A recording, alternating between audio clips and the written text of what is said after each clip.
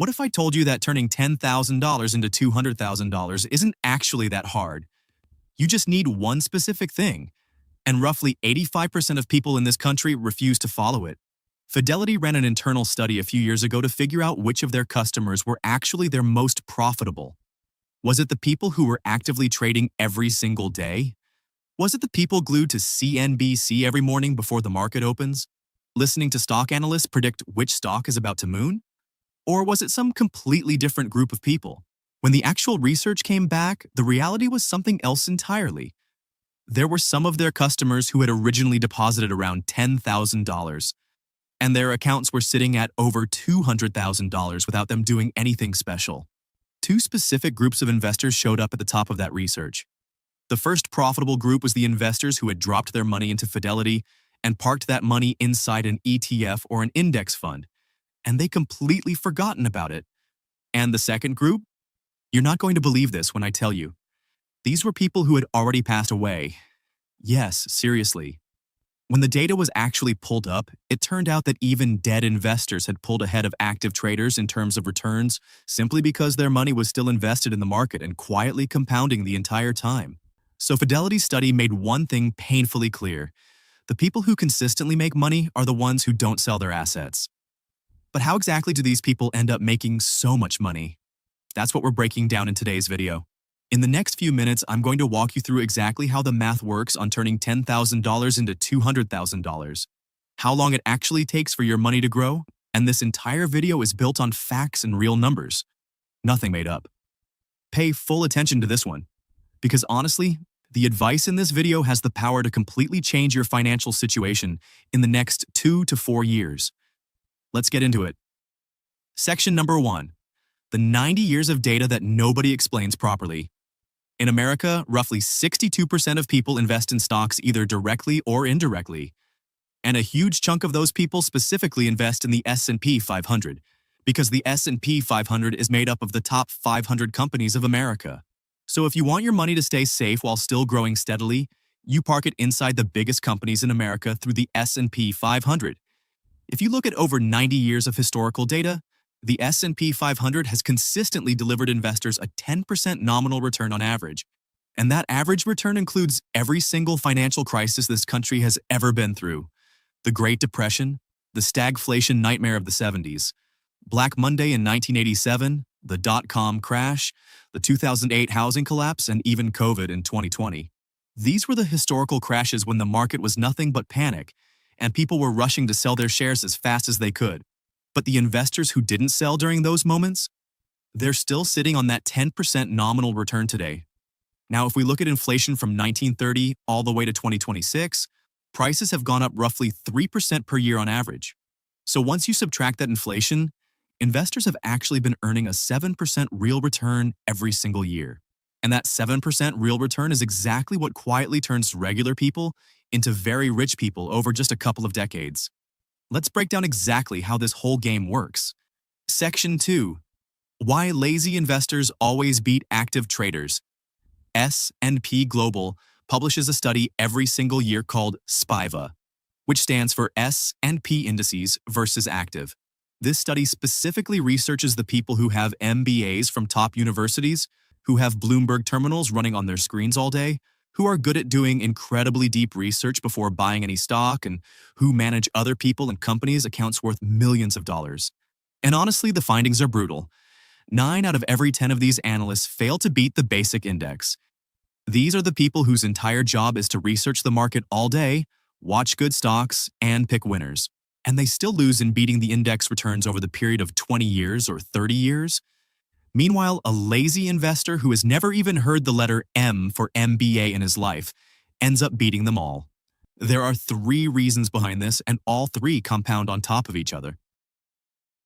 Reason number 1, higher fees. Active funds charge anywhere from 1 to 2% every single year, while index funds charge around 0.03% to 0.1%. This tiny-looking gap compounds over 30 years and turns into a massive gap. This is exactly why 9 out of 10 active fund managers can never beat the growth of an index investor. Let me explain this with a clean example. 2 friends, one is Daniel and the other is Marcus. Both of them decide to invest $10,000 for 30 years. Let's assume both of their funds earn a 10% nominal return, and after subtracting 3% inflation, both are getting a 7% real return. Daniel puts his money into an active fund that charges 1.5% per year.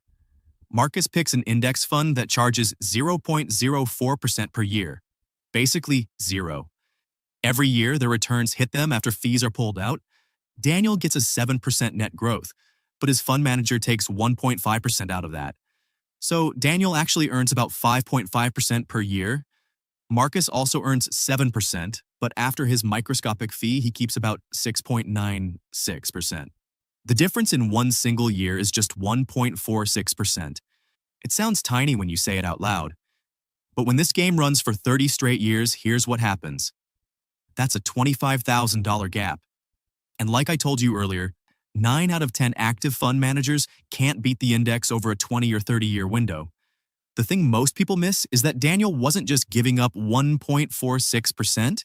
He was paying 1.46% on the entire growing balance every single year, profits and all. So that fee was eating into not just his original money, but every dollar his money would have ever earned. The lesson is simple. Don't ever rely on a fund manager. Invest your own money, buy ETFs, forget about them, and don't make Daniel's mistake. Before we move on, I want to make a quick request. If you're enjoying this content, hit the like button on this video, so we feel motivated to keep making properly researched content like this for you. These videos take a lot of time to put together, and since this channel is brand new, please subscribe as well so we can grow faster and bring you more videos like this.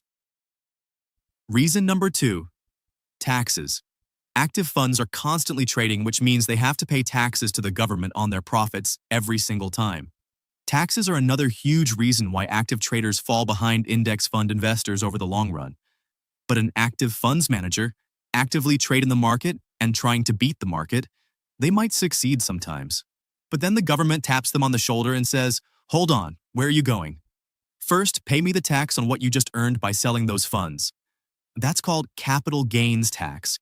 And it comes in 2 types, short-term gains and long-term gains. Short-term gains. If you hold a stock for less than 1 year and sell it, you get hit with the short-term gains tax, which is anywhere from 22% to 37%. Long-term gains. If you hold a stock for more than 1 year and then sell it, you get a discount on your tax. The rate drops to 15% to 20%, and sometimes it's even 0. You hit 0 when you're a single filer earning under $47,000 per year. You pay 15% when you're middle class with income between $47,000 and $518,000. And you pay 20% when you're a high earner pulling in more than $518,000 annually. Now you can start to see why active fund traders can beat the market and still fail to deliver index-level returns to their investors. Index fund investors barely trade at all, so they barely pay any taxes, which means their money is compounding at full speed. And I'm literally telling you, don't trade, don't sell. Just keep investing peacefully. And if a moment in life comes where you absolutely need cash from your funds, there's a way to get it without paying tax. You use those funds as collateral at a bank and take out a loan against them. That's exactly what millionaires and billionaires do. I'll make a separate detailed video on that strategy soon. Reason number 3, emotions. This is the most common reason and honestly the most important one. Emotions are what cause active fund managers to fall behind index investors in the long run. At the end of the day, active fund managers are still human, and humans have emotions. When the market is crashing badly and their millions of dollars start sliding into losses, their brain immediately screams, "Cut the loss right now." So they secure their funds in the moment, but long-term they always fall behind index fund investors. Because the more screen time you have, the more emotional you become, and the more bad decisions you make. Fees and taxes are just math. You can see them coming. You know what percentage you owe. But the market is unpredictable. It can move anywhere at any time. Nobody knows how much it'll drop. So for an active fund manager, the most important thing becomes covering losses, which is why they keep pulling out. But here's the catch. To recover a 5% loss, the market now has to give them a 5.26% gain. And compounding hits this too. So recovering from losses requires higher and higher profit percentages. That's exactly why Warren Buffett has a famous quote. The stock market is a device for transferring money from active investors to patient investors. Section 3. How a lazy investor turns $10,000 into $200,000.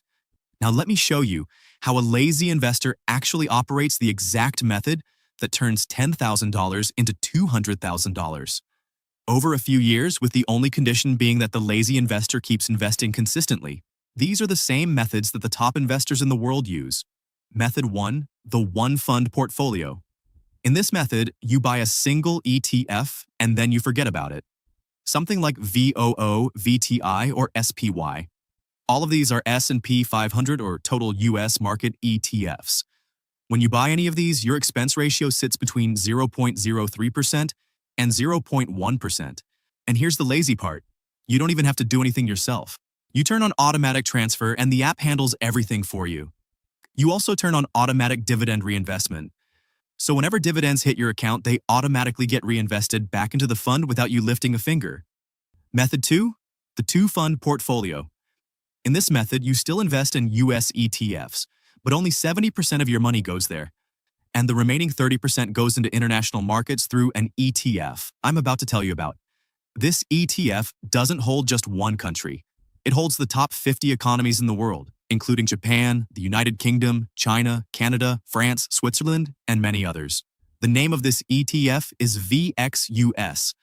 When you buy VXUS, you're essentially betting on 50 different country economies at once, and it gives you exposure to over 8,500 companies in a single investment. You've probably heard of VTI, also known as the Vanguard Total US Market ETF. That one only holds American companies. VXUS comes from the same company, Vanguard. Its full name is the Vanguard Total International Stock ETF XUS, which simply means everything outside the United States.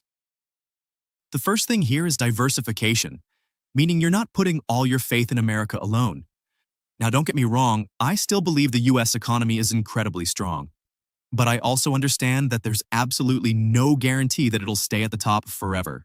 Let me show you what I mean with a real-world example. Back in 1989, Japan was the strongest economy in the world. Japan was dominating globally. Their economy was running neck and neck with America's, arguably even ahead in some areas. Everyone genuinely believed Japan would never fall. It felt untouchable. And then the Japanese stock market crashed. Here's the part that should stop you in your tracks. It took the Japanese stock market literally 30 years to climb back to its previous all-time high. Think about that for a second. Anyone who was holding Japanese index funds back then earned zero returns on those investments for 3 entire decades. An entire working career. Gone. Just sitting flat. And that's exactly why the move I'm about to show you is so smart. Through VXUS, you're not betting on just one country. You're spreading your money safely and securely across the top 50 economies in the world, so even if one country goes through its own lost decade, the rest of your portfolio keeps moving forward. Section 4, the fastest path to $200,000. If you start today with $10,000 and drop it into US ETFs averaging a 10% return, it'll take you about 30 years to reach $200,000. But let me show you a faster way. One where you hit $200,000 in just 13 years. And it's not some complicated method. All you have to do is make an additional monthly contribution of $500. With that single habit, you'll hit $200,000 in just 13 years. And if you keep doing the same thing for 30 years instead, your account will be sitting at $1.2 million. Just $500 a month gets you to $1.2 million. And even if you don't add any monthly contribution, you'll still comfortably hit $200,000 in 30 years. But honestly, what's the point of waiting that long? Start managing your expenses today and build a habit where no matter what happens, $500 gets invested first before anything else, and then you forget about it. This is the laziest, most boring method out there. But it's also the most effective. The guy who's actively trading will almost never be profitable long-term. Out of every 100 active traders, only about 10 make a profit, while the other 90 are in total loss. That's exactly why I keep saying, active traders just don't make it. But if 100 people all buy an ETF and hold it for 10 or 20 years without doing anything, all 100 of them will be profitable. They'll just be sleeping like lazy people while their money grows. That's the power of real investing. It consistently beats active traders over time. If you enjoyed it, please hit the like button because right now this channel is really small and I genuinely need your support. Just one like to this video helps me keep pushing and growing. Drop a comment letting me know how the video was, and if I missed anything, tell me in the comments so I can cover it in my next videos. Also, share this video with your friends, especially the ones who are wasting their money on dumb purchases right now while grinding away at a 9 to 5. Maybe this video will be the thing that pushes them toward investing so they can put their money to work properly and become financially free in 10 years. I'll see you in the next one. Take care of yourselves.